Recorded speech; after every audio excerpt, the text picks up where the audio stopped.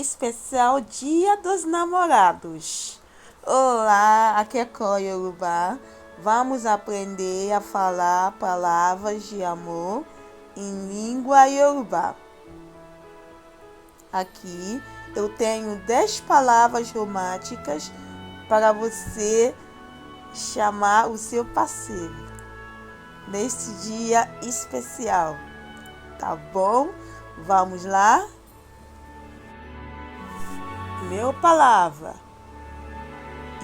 fé. Você poderia chamar seu parceiro fé, amor.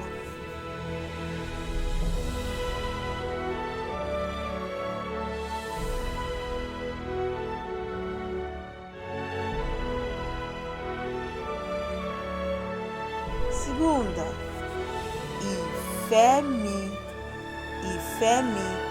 meu amor, fé-me. Terceira, olólùfẹ́,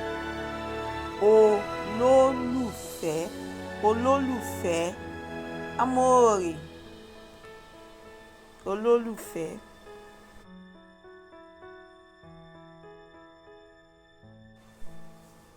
Quatro, àyànfẹ́, àyànfẹ́ significa aquele escolhido para ser amada. Àyànfẹ́. Quinta, abẹ́fẹ́,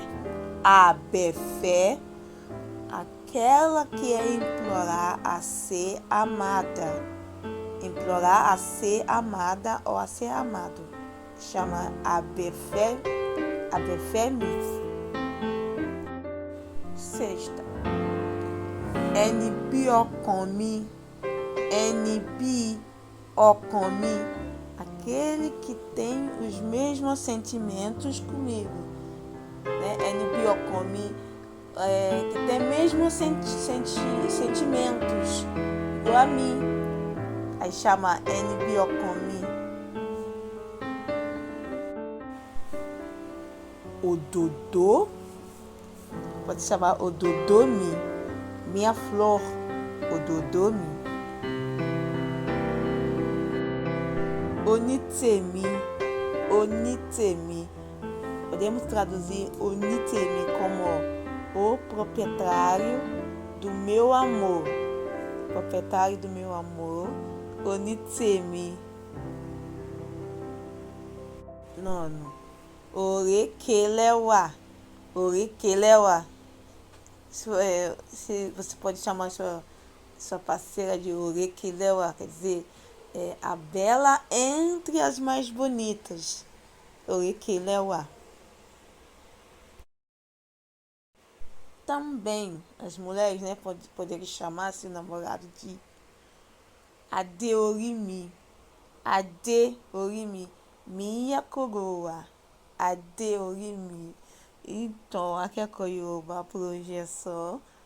Eu só trouxe essa aulinha de as palavras de amor, né?